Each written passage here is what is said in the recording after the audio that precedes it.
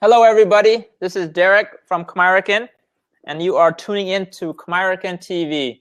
Today, we have JL, Jeff Fleck, otherwise known as JL Jupiter, from Camden, New Jersey. Welcome. How's it going? How's it going? Doing good, man. I'm doing good. Finally getting my rest. Just came back from Miami from doing a video shoot. Nice, nice. Just got done editing. Well, not done. I'm never done editing, but I'm in the editing room right now.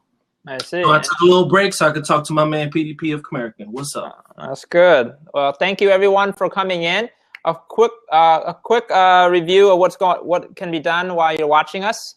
If you notice on our boxes, on myself and JL's boxes, there's a hand gesture like this. If you like what we're saying, just click on it. It's just props. See? What's up, Dale? I see a gentleman on here. What's up, Dale? So Dale, if you like anything we're saying, just click on the hands and the numbers goes up. At any time, feel free to ask questions. We'll be answering questions for you.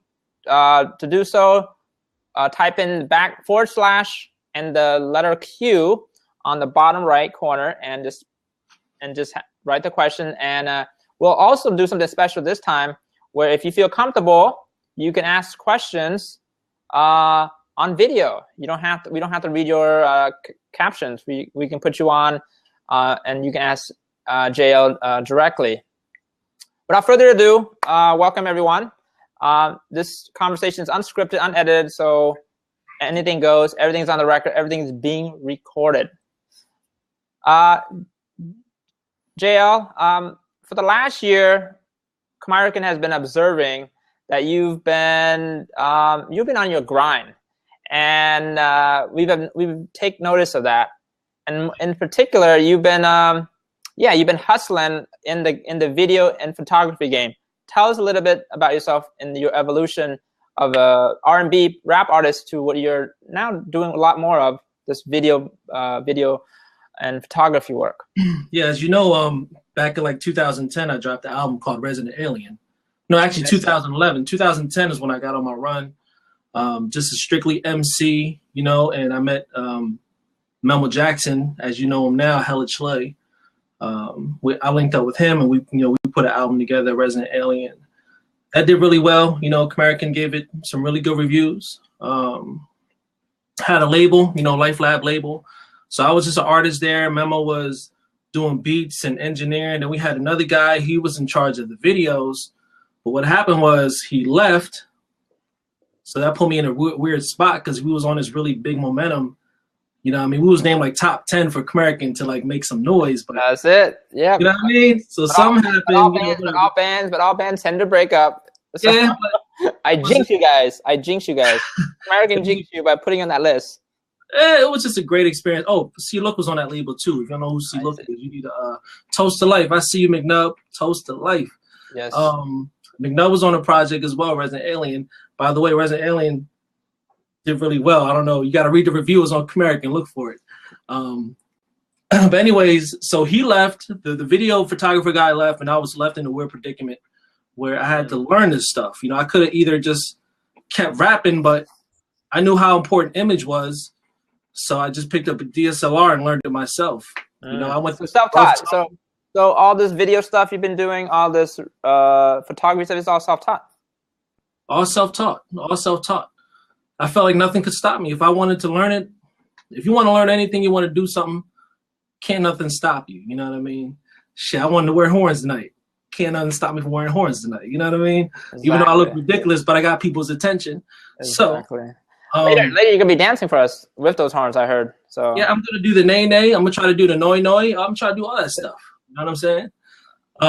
But yeah, I end up learning everything myself. I went through a lot of like hard times. Like a lot of my stuff just didn't look right.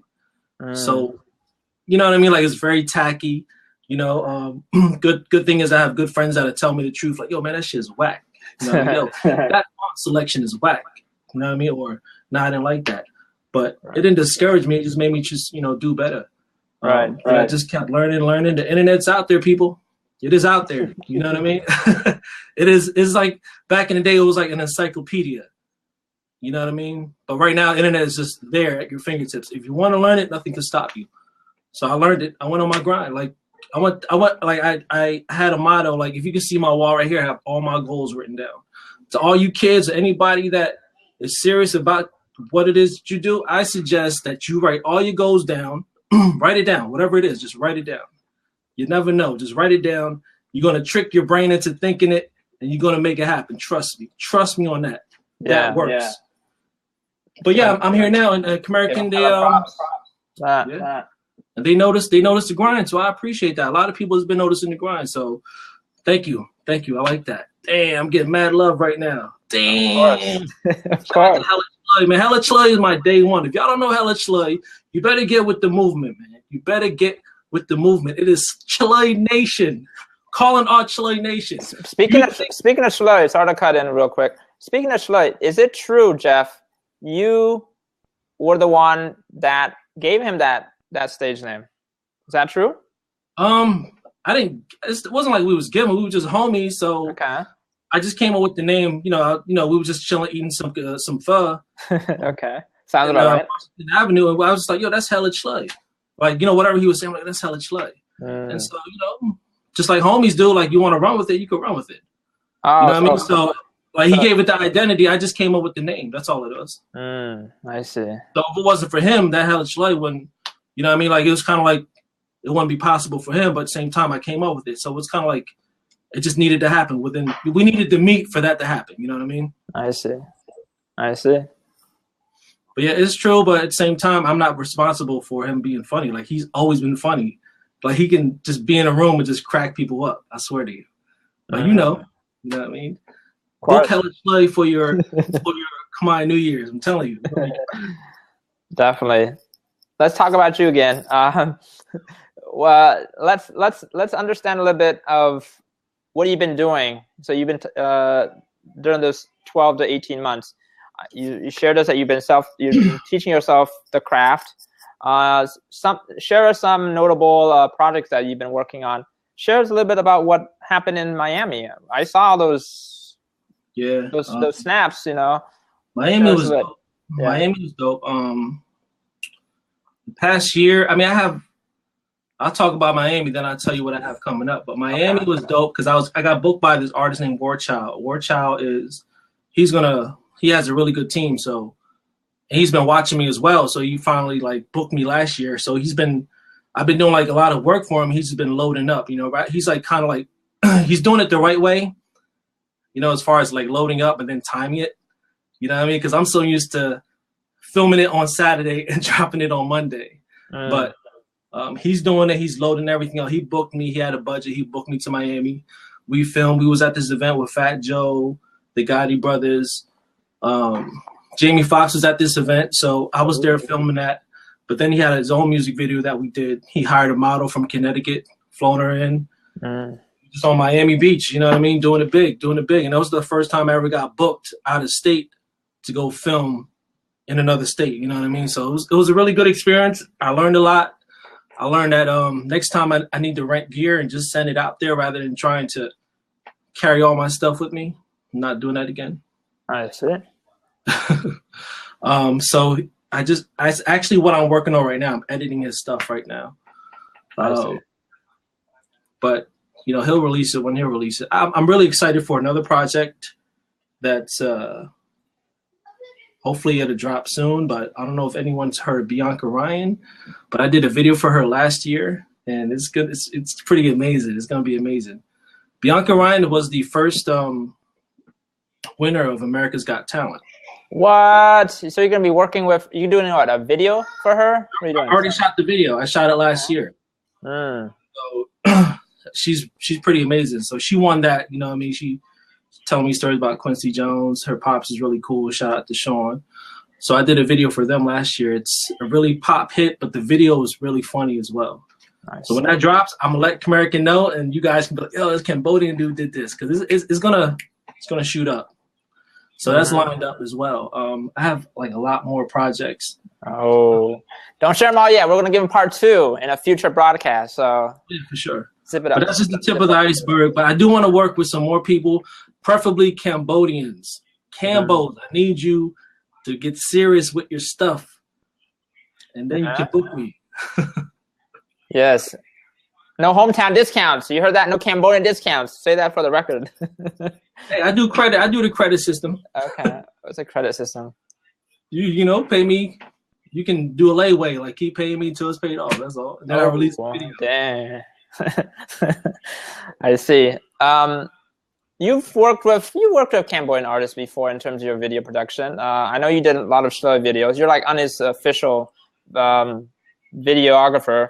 But who else have you done? Not just necessarily Cambodians, but like, give us some of your other projects just to get the viewers an idea of what your portfolio has been like the last 18 years. I've worked with Dumbfounded. Dumbfounded is the Korean rapper. BFR, they're the ones that booked Dumbfounded, so I was able to film. No, actually, no, I'm sorry. I worked with Dumbfounded because of Chops. Chops is the legendary producer from the Mountain Brothers. Oh, yes. Then I worked with Philly Freeway. They got booked by BFR. Yeah, Flawless. I want to work with her, but, you know, like. But what? You're scared? I mean, they know about me. You know what I mean? No, I'm not scared. It's just that they know about me. I'm pretty sure she knows about me. Right, right. I wouldn't mind. I'm at this point. I'll work with anyone as long as they're serious and they approach me. Because I felt as though I did enough. I'm going to do more, but I did enough to get my name out there. If you know about me, book me. And if we come across and meet past, I'm going to tell you you're dope and I want to work with you. But we just noticed something, though, JL. We noticed that the people that you've listed in your portfolio have been rappers and, rappers.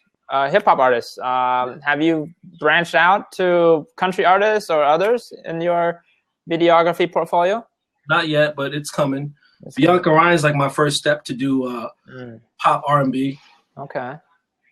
She's amazing talent, so when her stuff drops, you know, it's going to pop, and I got my name attached to it. But the R&B category is just kind of lacking around here.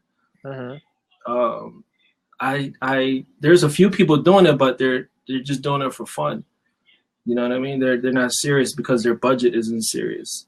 Yeah. You know, they haven't approached me, or they, you know, like they haven't done enough to get their name out there yet to warrant that seriousness for me, to get my attention.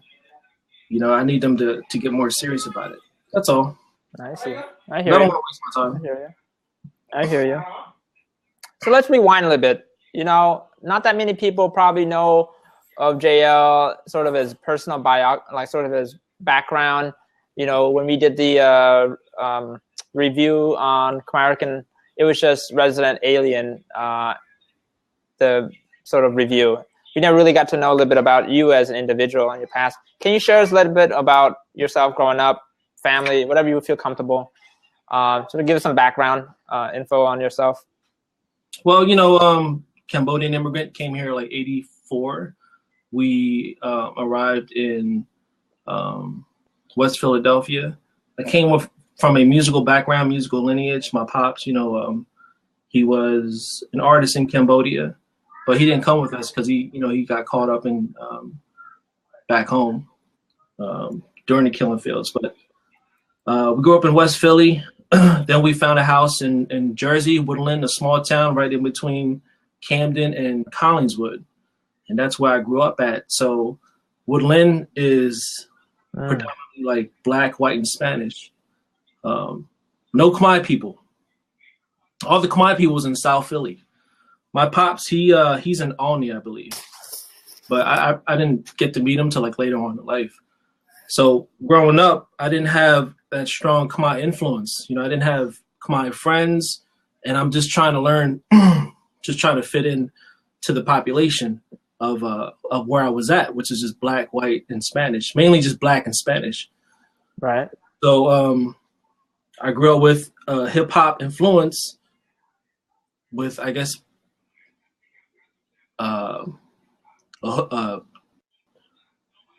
I guess they like say a Black mannerism when they see me. You know, sometimes my mom just be like, "Oh my God, I thought you was Kamal there for a second."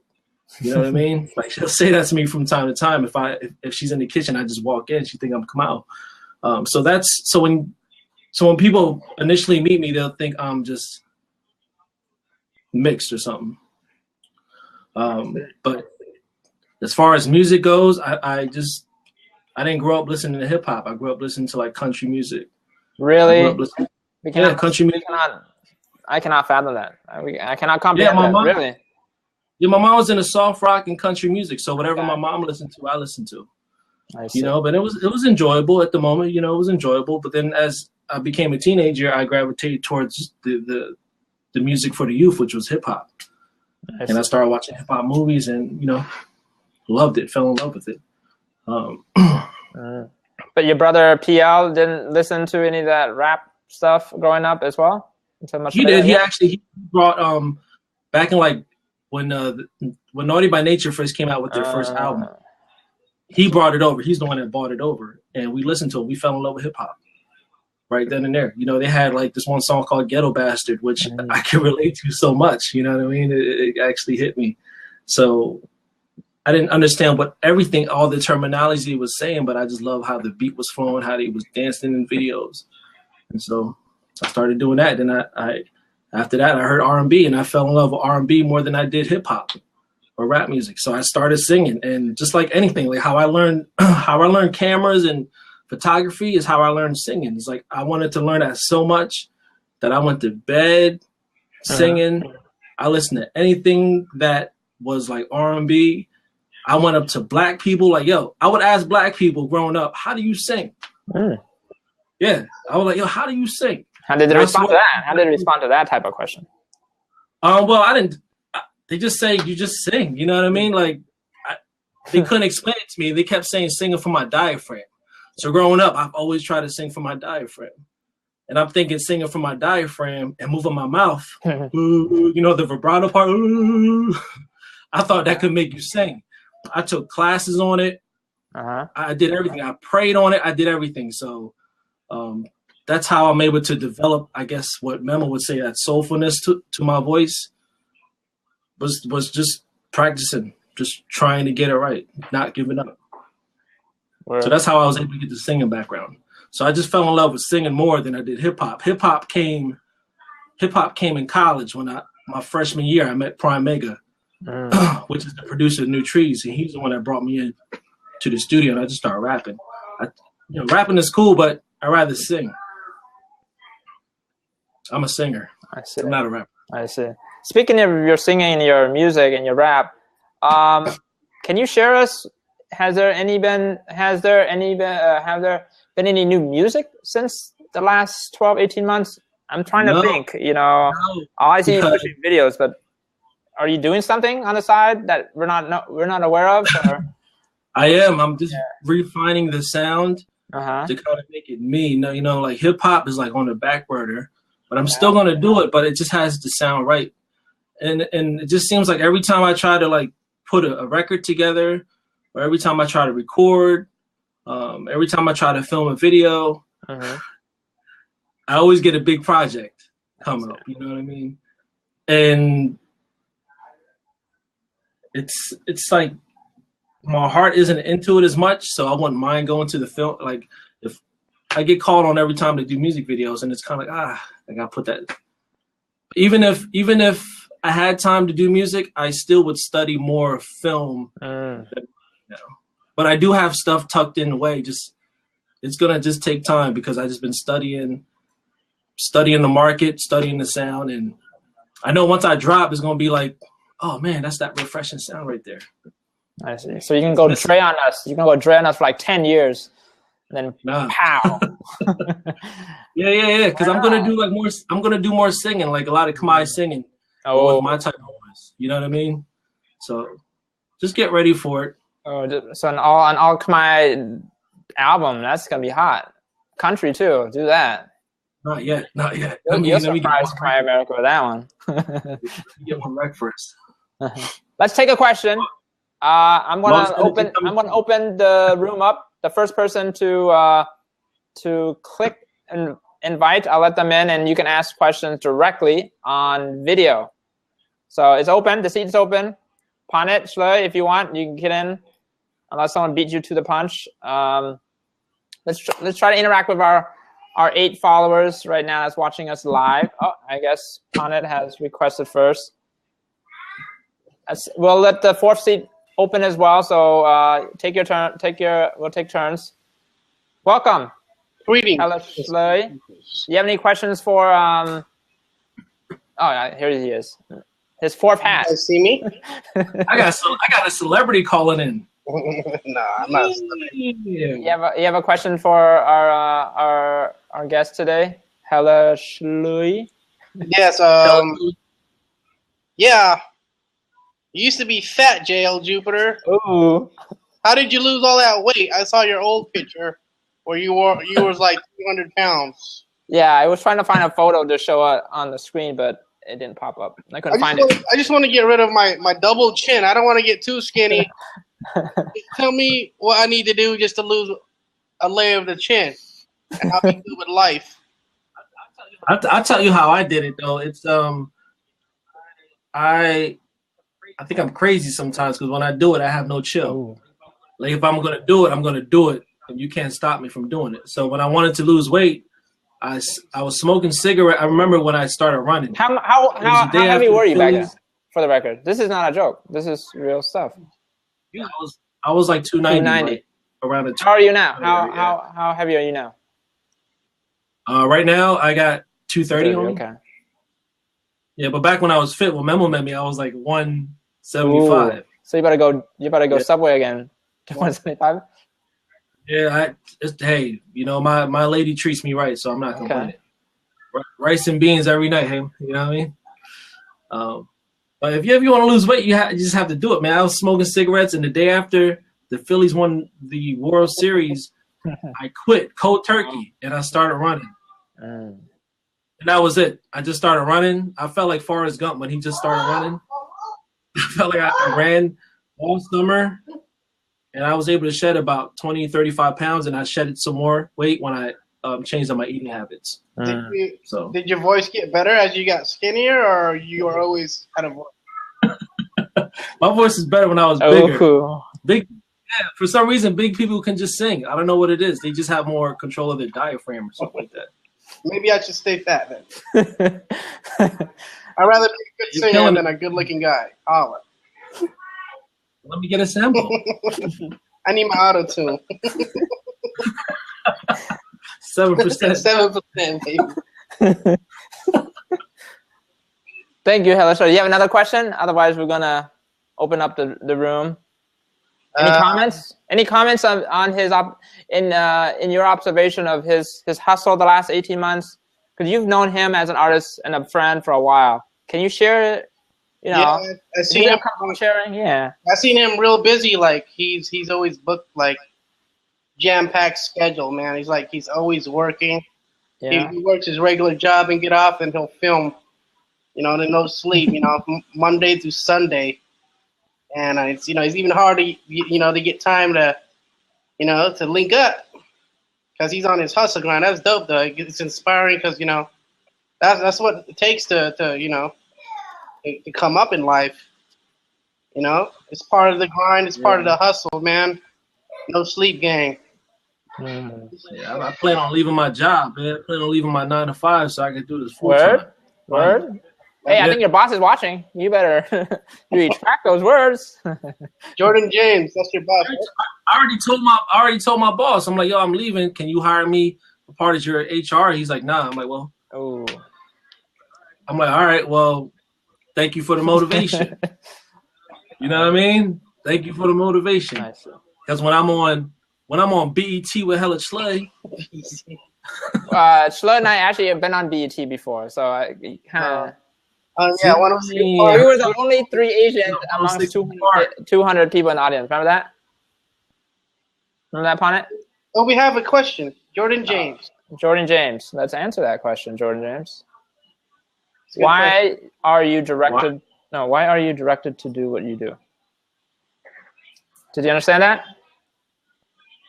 JL? Can you elaborate? Why do I do what I do? Why do you directed to do? Why are you directed? Jordan, you may come into the conversation right now to answer via video if you wish, to get that clarified. or let's see. I'll try to interpret it. Why do you direct? Yeah, that's kind of tricky. I don't know how to interpret that. I think, JL? Why do I do what I do? Yeah, pretty much. I think that's what he means. I do what I do. I mean, come on in and clarify that. But maybe you're asking like, where's my directing style? Yeah. I mean, I don't. He's coming in. Okay. Welcome, Jordan. Hello. Hey. Hello. Hi. Can you hear me? Yes, we can. Okay. Welcome. I was asking. Yeah. Thank you. What makes you? I think. What defines you, drives you to do what you've done? I mean, how did you eventually? I missed most of this broadcast, so why did you get into this field, and why do you continue to do it? Yeah, what drives me is at first it was I needed a cameraman for my label, but then I fell in love with it because I seen the power of directing. I was able to move people. To give an example, every music video I put out just gives me a natural high because I'm able to affect the artist when they see the product and they get really happy and I get really happy. And now that I started doing weddings, I get tears from couples. Mm-hmm. That drives me even more. Like just the reaction I get from how they're able to invest, like they seek me out. Like the way I advertise right now is just word of mouth. You know what I mean? Yeah. So when I'm able to affect them so much that they shed tears, that's another level of high. That's why I keep doing what I do. And I'm also in love with the technology too. Like I love learning about cameras and DSLRs and megapixels and dynamic range. Like I want to master that. You know more than I could. Yeah, you know more than I could ever want to know. Yeah. Right. So that's what drives me. It's a lot of dimensions on what drives me, but those little bits of information I just said keeps me going. Yeah. Thank you. It's like the runner, you know, somebody who runs, they get the runner's high, but you get the cinematographers. Exactly. Like when you nail a shot, you're like, yes, I want to nail some more shots. You know, or you may see a shot on Pinterest, you're like, I gotta try that shot out. How do they do that lighting? Well, you know what I mean? what was okay if I could somehow, and I hate to ask people these sorts of questions where you have to define a favorite, but where was there a moment when you were doing this, when you really stood back and you were like, wow, this is awe-inspiring to me? When I was able to buy a $250 camera, hack that camera, get a Steadicam, then do a video for artists in my area that I look up to and they loved it. That's when I was like, this is it. Because they're hip hop artists and they're one of the most hip hop artists sometimes are very the answer right there. Yeah, they're very hard. They're very hard sometimes on how they want to look at images. So when I'm able to nail that and get that reaction and get people talking about like, oh, who did the video, who did that? That was when I was like, this is it. I felt like I just had the power. I felt like Bruce Lee when he got the glow. You know what I mean? Like I felt like this is what I want to do. I've done videos before. I take the liberty to say. Sorry, please continue. No, I've done videos before. That was the one that got me going. Well, I was going to say, don't you feel that you can take something and read between the lines? Rappers, hardcore people, and maybe people who have committed crimes, people who have witnessed them, maybe people who haven't, but have been to abuse or things like that, maybe just marriages. Do you not think that somehow you gain the ability to read between the lines and find the right moment to capture? And how would you say, could somebody maybe discover that? If you do think you've discovered it. I think it was kind of hard hearing you there, Jordan, but you're saying how can I read in between the lines when it comes to what artists want, what they want? It's because I'm an artist myself. I think that helps me out as far as directing goes. You know what I mean? I can for the most part read someone's ego and I ask them, what's your good side? Or I ask them, I could tell by their energy, or I do research on their past work. and I can see how they, want themselves to look. So a lot of it is more of becoming your work, because when you become your work, you learn everything about your clients. You learn everything about their style. You know what I mean? And you want to incorporate your style with their style. And then from there, it's either, for the most part, they'll enjoy it because they want something different. And they like it even better because you took the time to study their work. Oh, Jordan left. No, we just had to lock it for a little bit. Thank you, Jordan, and thank you, Hella Schley, for joining us for a little bit there for the questions.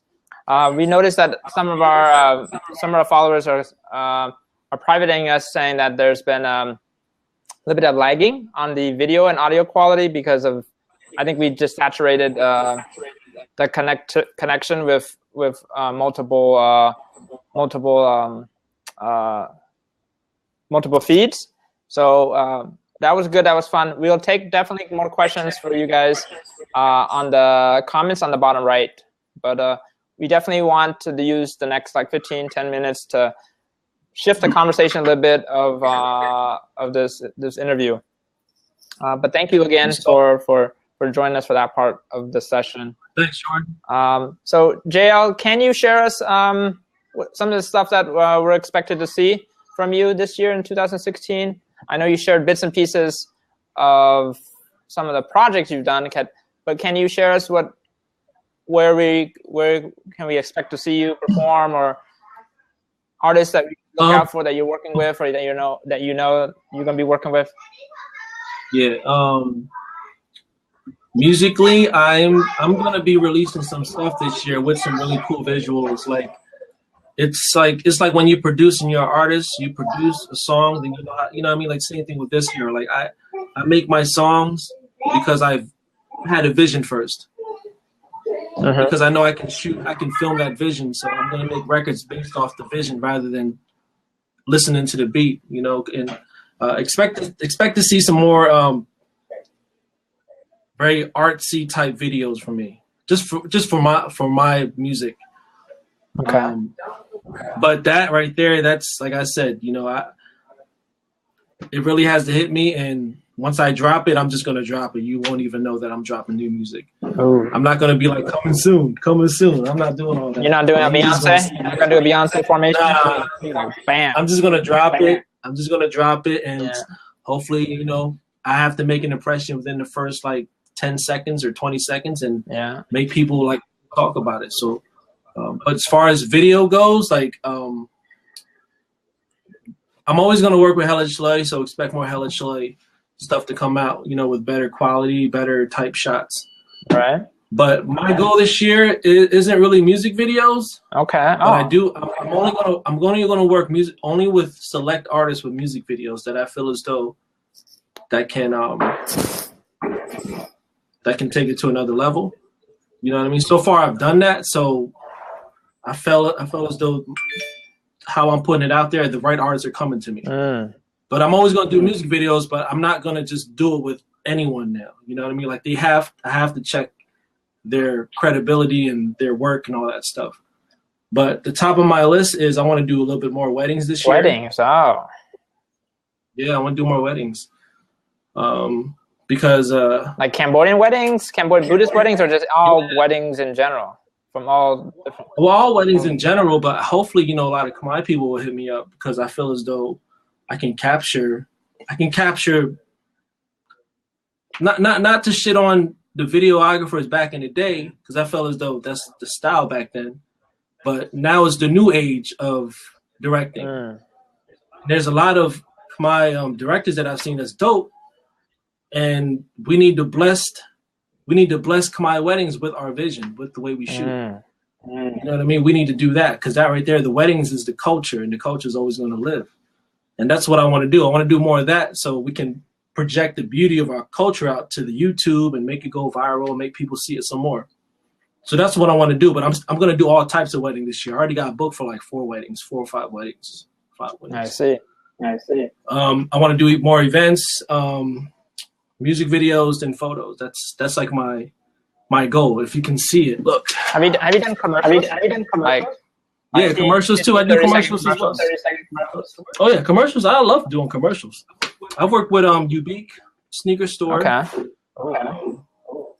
Yeah, they booked me to do their events and stuff like that. I've worked with Chris Cho is like the best Korean chef in Philly. Nice. He is going to be taking over, just so you know. I actually shot his documentary last year, and ever since then, he was just like, boom, you know what I mean, shooting up. So I'm doing more recipe videos for him. Like, I'm just diversifying everything. I just don't do music videos. So I'm doing recipes, documentaries coming up, weddings, music videos. What do you use to shoot? What's that? What do you use to shoot? Your photography and your video stuff. Share us, for the record, what kind of equipment you're using. Gear? Yeah, what kind of gear you have? I have 5D Mark II and 3. Okay. I have a Panasonic GH4, GH3, and GH2. I have a Canon 6D. Those are cool, but with the cameras, I only use one. Yeah. It's either the 5D Mark III or the GH4. And I'm just like mainly a one-man gang when I shoot. Really? Just one by yourself? Wow. By myself, and it's not really. I don't like disclosing my gear. That's the first time I ever did it, but I'd rather have people focus on any camera that they have, learn it inside out, learn all the dials, learn exposure, learn lighting. You know what I mean? It's like how Tiger Woods became great is because he learned the short game first. Okay. You know what I mean? He didn't go to the driving range and just bomb away. You know, that's not where you become great. So same thing with camera. Like, you want to learn the basis. You want to learn what you got. Stick with your kit. I had a kit lens for like 2 years, doing some amazing stuff with kit lens. Then when I started learning what lenses are and exposure is, I invested in more lenses, and I invested in lights.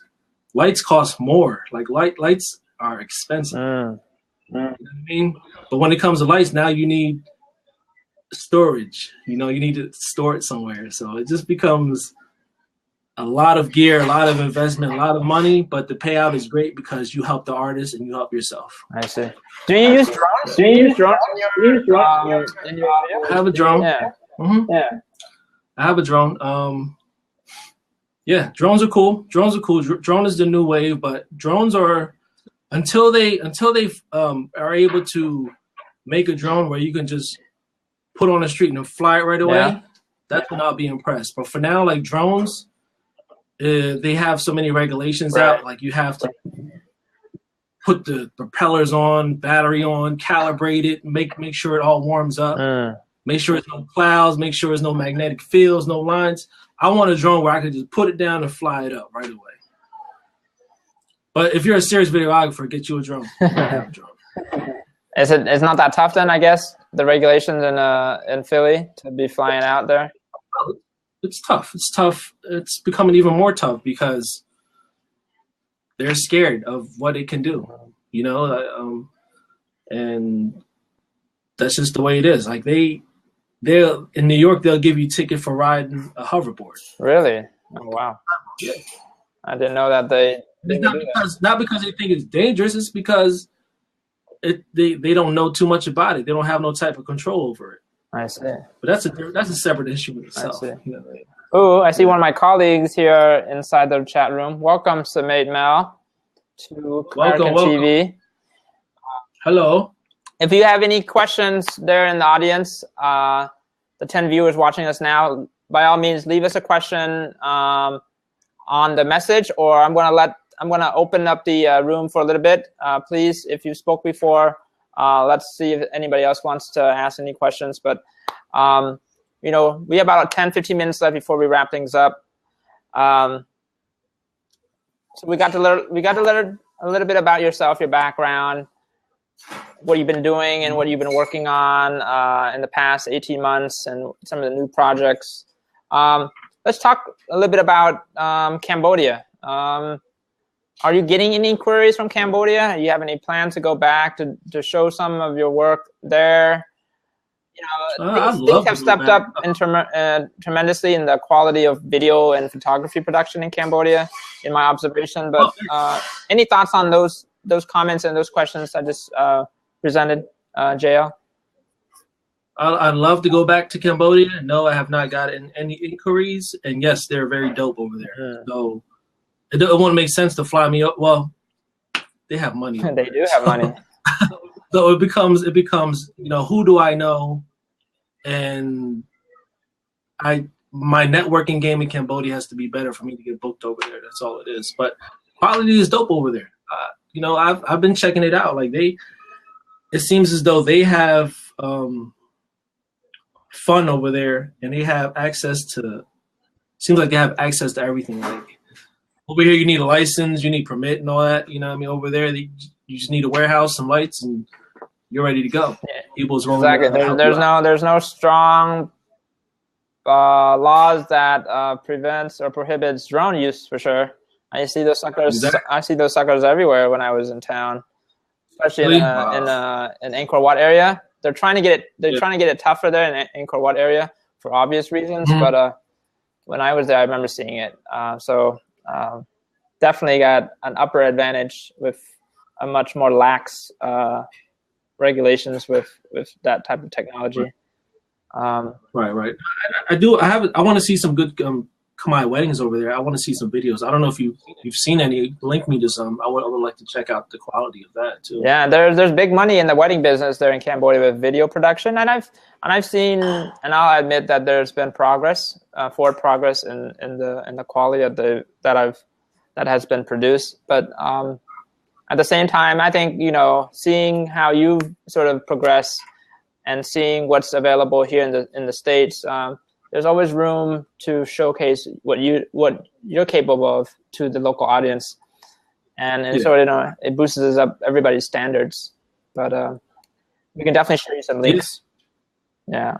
Oh, for sure. But yeah, for now I'm just rocking here in the United States. Hopefully, I can create enough raving fans about my work that the word of mouth can get to whoever, and I'll ride the wave. Right.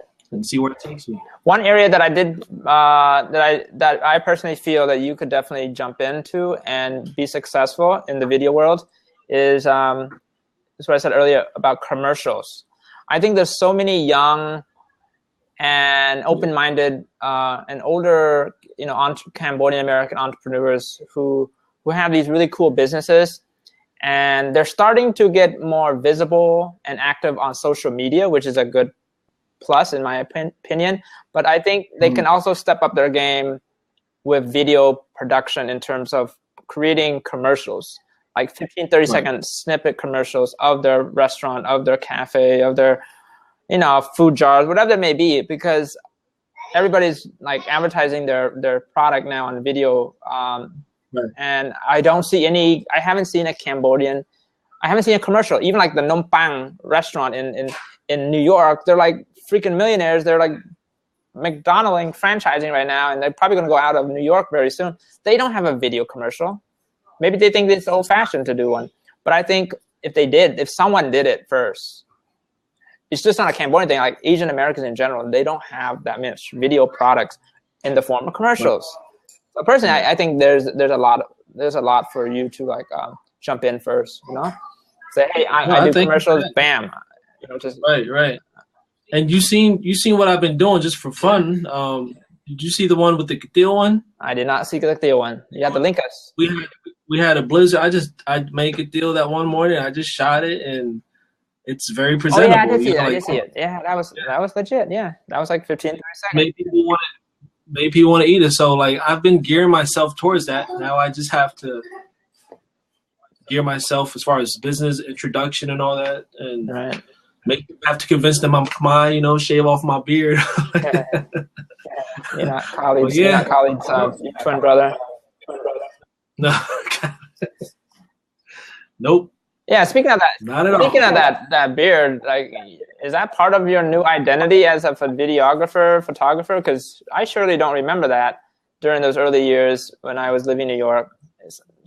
Yeah. No. This is what I'm gonna be rocking with. So.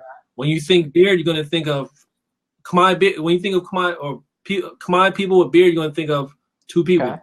You think of me, you're going to think of, Salong, Red Scarf Revolution. Oh, he has a mean beard. Yeah, he has a mean beard. Nice. Speaking of hair, we've noticed one thing during this whole broadcast. You switched 8 hats, but nobody has really seen your head. And you remove your hat for the first time for those that don't know you. You might. Yeah, I'm serious. Yeah. So that'll be a good trivia. How many times did he switch his hat? Yeah. Was it 8 times? I don't know. He has horns. Someone said he has horns. And he Ooch too. Oh yeah. And Tari's Mel just made a great comment, which I acknowledge. One of the leading Cambodian American activist organizer in Seattle, Manny Ooch, he has a mean beard as well. Hey, well, cheers to him, man. You know, you gotta understand, Khmer people with beard is very rare, so you need to treasure them. You know, you need to make them food. You need to take care of them. All right. Don't touch the beard though, because we might hit you. Don't touch the beard. Do you wash it? Like your hair on top? Damn. I wash it. I put beard cream. Then I have conditioner. Then I shape it up. You know, you gotta shape it up so you can bring out the beard a little bit. See this? You gotta shape that up. See the line? I see. Damn. But the hair is nothing there. It just looks like just a lot of maintenance. So I try to grow facial hair, but even at my age, I can't. It takes like a long time to get this little mini embarrassing Uncle Ho like goatee. So. But if someone asks, would you auction your beard for us? Hell yeah, I would auction my beard for a social cause. I love my beard, but I'm all about social cause. It depends what cause you're talking about. Great question, and Terry's. I can always grow this back, you know, but if I can help people out, well, sure, why not? How long did it take you to grow that? Probably like 3 months. Damn. Yeah, it grows fast, man. That sounds fast. But I can't grow any hair up top, so. Oh, I see. That's what I heard. People that have big facial hair don't have hair up there. That makes perfect sense. I just made that connection. Yeah, like it migrated. Like it had mad hair up here, but you know, growing up in the 80s and 90s, like you had I had the part hair. Yeah. Then I hung out with Vietnamese, and I would get like the blonde tips. Yeah. Then I would get blonde hair. I did all this stuff with my hair, colored it, and I think I lost all my hair because of all the coloring. Wow. Yeah. Wow. How's the Grammys doing, guys? Who's winning? Yeah, who's winning the Grammys? Who's watching the Grammys right now? I was only factoring the X-Files that starts at 8 p.m. So we're good here in the West Coast. Oh, man, X-Files. I'll give you my count. Grammy sucks. Grammy sucks. I'm gonna let Panit in for the last 5 minutes so we wrap it up. Panit, come on in. Yeah, let's do acapella real quick. Yeah, we'll do a little singing collaboration. We'll let the 4th seat open as well. So feel free, whoever wants to come in, Samate, feel free to come in. Come in, Samate is a bad mamma jamma. He can sing, he can rap. That guy can freestyle. If he's not shy to come in. Come in, Samate. Por favor. But yeah, we'll just wrap things up in the last 5 minutes. Before we just have a little freestyle of whatever happens in the next 5 minutes. JL, share us, how can people find your music? How can people book you for the record? This is being videotaped. Musically, you can go to SoundCloud, JL Jupiter, anything. You'll be linked to all my music page. YouTube, look up JL Jupiter. I still have my videos and latest work on there. You know, Lost Energy Part 2 coming soon. But JL Jupiter, anything. If you want to book me, it's management@JLJupiter. Management. I can't spell management. That's too long, bro. You can't use management. That's too long. People forget the N and the G and the E. Bookings at that's very true. Because someone recently asked me, "Is it manager@JLJupiter?" Like, no, it's manager. Yeah, sure, ask me. I would have stuck with booking. Yeah, booking. I do have one under booking. Maybe I should use that. Yeah, right. Management is too long. Nobody can spell management. Is it management@jljupiter.com you just said, or was it something else? Management@jljupiter.com. Cool. Someone should just book me. I'll give them just for watching. If you're watching this, you want to book me, I'll give you a discount. How about that? Just for American discount just for watching this. You have to refer the interview though. To yeah. have to know how many hats I wore. So that means you have to watch this. Yes, it's entirely. That's why I did. You see this? Mm-hmm. Use your Kabbalah, man. So what are you guys gonna do for us, Helishly and JL, for the next 5 minutes? You guys have an impromptu skit for us or anything? Impromptu little collabo, unreleased stuff. What do you want to do, man? So who won? What was the latest categories for the Grammys? Who won? I think Ed Sheeran won Song of the Year. Thinking Out Loud. No word. Mm-hmm. Well, let me sing that real quick though. Welcome, How Selena. about you sing? I can't even sing. I don't know the words, man. Google that. People fall in love with mysterious. Oh, that's all I know. Oh, that sounds smooth, bro. Go for it. Continue. We're dancing to it. Come on. What's up, Steve? I don't know. Let me look up the words real quick. When your eyes I don't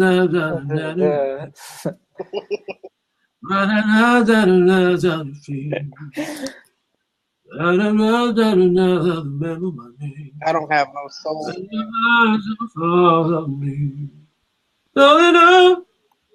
That's all I know. Will You. tell you just something. Is that right? 70? Jets up? Jets up. How jets up? Yeah, jets up. Oh. Yeah, But yeah, I'm good, man. I appreciate you, PDP. no doubt. No, we try to do our best in observing the sort of the what's going on in Khmer America, and we said it in the beginning. We think you're one of the hardest working person right now. That deserves our attention and the audience that we cultivate. You and CS, and I've noticed. Of course, Helishly has been grinding. Laura Mam has been grinding. Within the Khmer American artist scene. Not that many, and we've noticed. Laura Maps just bring me out there and just have me do her music video. She has a venue. We reach out to her. We're gonna probably try to get her to be on American TV in a future broadcast, so we can ask her directly. Can I be your man? What's up, Laura? You should just book me. We took selfies together at CMF. Come on, you don't remember me? I'm sure she remembers both of you. I'm just kidding. Shout out to Laura Man. Yeah. Man, you look like Laura Man mixed with Bo Chan. Nope. You know what I mean? I remember that line. That's classic JL Jupiter right there. Yeah. I give up props all the time to them. So have fun, man. Have fun. But shout out to my new Trees brothers. Trees up. Trees up. Is that Prime Mega? Is that Prime Mega on the screen name? Yeah, that's Prime. What's up, Prime? Oh, new trees coming in. Oh snap! Yeah, what up, Prime? Let us know who Prime is real quick for the world. Who knew? Prime is Prime is a fast producer. What's up? Welcome. Oh shit! It's Chris Tucker. What up, Prime? Chris Tucker for real? Yo, I can't believe this joint actually works. Oh shit! This is hot, Yeah. right? We can have our team meetings like this. We ain't never got. I'm in the 21st century now. Damn. See, we just introduced you to Blab TV. As simple as that. You can record it too. Okay. You know that. This is all being recorded now. Word. Oh, what's up, Helishly? What's up, Prime Megatron? Yo, them antlers is killing me, yo. I'm dying. I think that's his seventh hat. No, sixth hat. 6 or 7 at the max. You got a hack. Nah, just calling in to support my bro. Just congratulating him. This man is destined for great things. He's already doing great things. He continues to inspire all of us. So I just want to tell him salute, and I love my bro. Trees up. Trees up. That's awesome. Prime Mega is the dude I was telling you about when I first started doing hip hop. Is when I met him in freshman year at Rutgers Camden. Yeah. And he scooped me up. You know what I mean? So he was like, "Yo, what you doing?" He's like, "Yo, you ever go to class? Because I always see you at the pool room." And he was like, "Yo, just come over my studio." And I went over his studio and started writing. Word. If I could release some tracks of back then, it was straight butt cheeks. I'll never release it. Like you have to pay me like $100,000 to release these tracks. 'Cause it was so. Hey, Prime, for the record, how was he back then when you knew him as the truant Well, delinquent that he was? when I first met him, I mean, he wrote like how I met is we met in the out in the lounge, and he was in my English comp class, and he had I noticed he had his notebook with these rhymes in it, and I said, "Yo, you write rhymes?" He said, "Yeah." I said, "Why don't you like read this?" So he read it to me because I saw the words. I mean, the lyrics were dope, and he rapped them, and it was like, man, this is crazy. So, I mean, I think he was always good to me. You know what I'm saying? I was trying to get him to see that.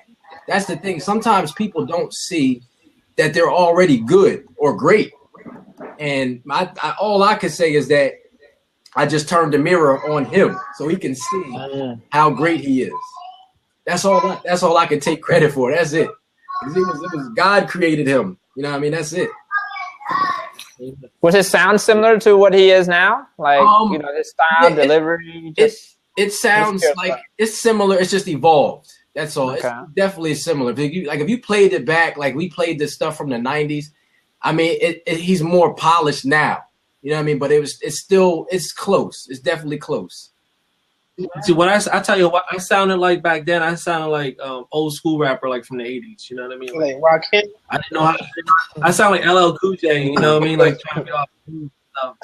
I couldn't rap like that. In the 80s. It would have been cool. Yeah, that's how I sounded. I had this one rap. What was it like? It was like on some cannabis stuff. I used to listen to a lot of cannabis. Yeah, you did listen to a lot of cannabis. Yeah, and I try to do his metaphors. I give up. I couldn't do his metaphors, but it was bad. If I get some unreleased tracks, I'll link Memo to it. It's really that bad. Yeah, upload some of that stuff. We wanna share that. We want to update your link for Resident Alien with some vintage JL stuff. That was bad. JL Pluto back then, right? No, I was Blazing Asian back then. Oh yeah, Blazing. Yeah. I forgot about that. That's your alias back then? It's not like a Blazing Asian. That's what I called him, the Blazing Asian. Yeah, that's when Missy and all them Timbaland, everything was like Hot Boy. You know? Yeah, I remember that. Yeah, that was Blazing Asian back then. Yeah. Yep. So that's cool. shout out to my boy Missy. I'm gonna stop the recording. We can still chit chat off the record stuff, but I'll keep the video it's like an hour and 10 minutes right now. But we can still go on. But just know that now the voice recording